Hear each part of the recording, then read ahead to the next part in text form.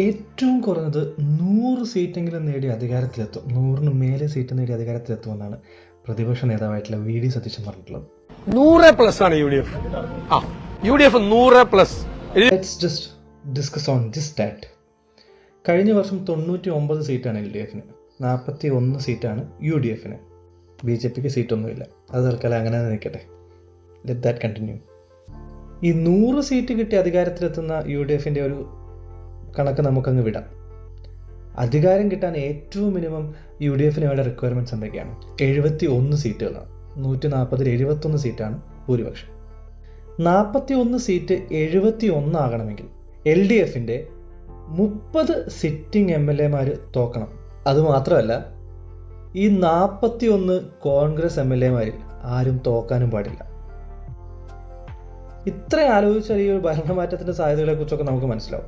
ഇനി അതൊക്കെ പോട്ടെ, ഈ പറഞ്ഞാൽ അതിശക്തമായ ഭരണവിരുദ്ധ വികാരം എന്ന് പറഞ്ഞാലും ഭൂരിപക്ഷത്തെ സ്വാധീനിക്കുമെന്നല്ലാതെ അതിനപ്പുറത്തേക്കൊരു മാറ്റമൊക്കെ പ്രതീക്ഷിക്കുന്നത് പ്രാക്ടിക്കൽ ആണോ എന്നുള്ളത് ഒന്ന് ഇരുത്തി ചിന്തിച്ചാൽ നമുക്ക് മനസ്സിലാവും.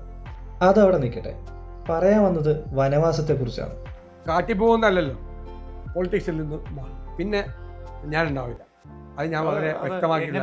അതൊരു തീരുമാനമാണ്, അത് നമ്മുടെ ഉത്തരവാദിത്തമാണ്. നമ്മൾ ആ ഭരണം കിട്ടിയില്ലെങ്കിൽ വനവാസത്തിൽ പോകുമെന്ന്.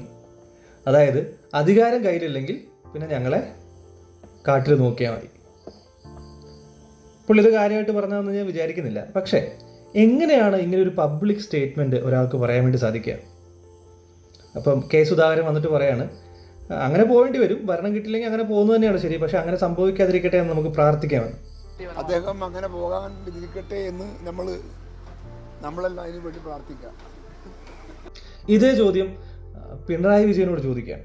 വിധി ഏതായാലും ഞാനത് സ്വീകരിച്ചുകൊണ്ട് മുന്നോട്ട് പോകും. ജനങ്ങൾക്കിടയിലുണ്ടാവും. അതെ അതെ. സംഘടനാ പ്രവർത്തനത്തിലുണ്ടാവും. അതെ അതെ. എന്താണെങ്കിലും ഒരു MLA ആവുക എന്ന് പറയുന്നത്, നിയമസഭയിൽ പാർട്ടിയെ പ്രതിനിധീകരിക്കുക എന്ന് പറയുന്നത്, ജനങ്ങളെ സേവിക്കുക എന്ന് പറയുന്നത് രാഷ്ട്രീയ പ്രവർത്തനത്തിൽ ഒരു ഭാഗം മാത്രമേ ആകുന്നുള്ളൂ എന്ന്. വിജയിച്ചാലും പരാജയപ്പെട്ടാലും ഞാൻ വീണ്ടും പൊതുപ്രവർത്തന രംഗത്ത്, രാഷ്ട്രീയ രംഗത്ത് ഉണ്ടാകുമെന്ന് പറയാനുള്ള ആർജവം പിണറായി വിജയൻ ഉണ്ടായി. എന്തുകൊണ്ടാണ് ബാക്കിയുള്ള പാർട്ടിയിലെ ആൾക്കാർ നേരെ തിരിച്ചു പറയുന്നത്? അധികാരം മാത്രമാണോ രാഷ്ട്രീയം? അങ്ങനെ കാണുന്നത് കൊണ്ടല്ലേ ഇത്തരത്തിലുള്ള സ്റ്റേറ്റ്മെൻറ്റ്സ് പരസ്യമായിട്ട് ആൾക്കാരുടെ മുമ്പിലേക്ക് പറയുന്നത്?